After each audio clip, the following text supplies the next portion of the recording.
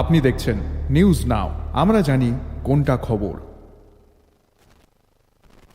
নির্বাচনী ফলাফলে পরিষ্কার হয়ে যাবে এডিসির 28টি আসনের মধ্যে 28টি আসন কে পাবে। রবিবার আসন্ন ত্রিপুরা উপজাতি স্বশাসিত জেলা পরিষদের নির্বাচনের প্রক্রিয়ায় জানিয়েছেন তিপ্রা মথা।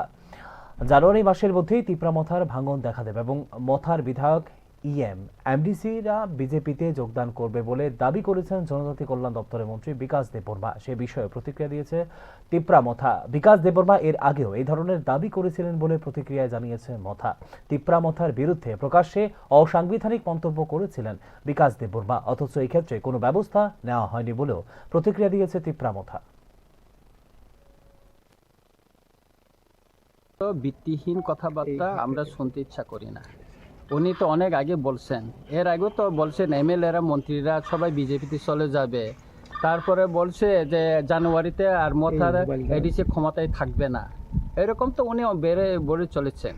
আমার প্রশ্ন হচ্ছে, বিকাশ দেববর্মা যে অগণতান্ত্রিক ভাষণ দিল মাননীয় মুখ্যমন্ত্রীর সামনে, আমাদের মাননীয় এমপি তথা বিজেপির সভাপতির সামনে, যে আমরা এমন ব্যবস্থা করব যে বয়লার মুরগের মতন সোলায় ফেলাইব, তা আইনের শাসন যদি ত্রিপুরায় চলে থাকে, আমি মাননীয় মুখ্যমন্ত্রী মহোদয়ের কাছে একটা প্রশ্ন রাখতে চাই।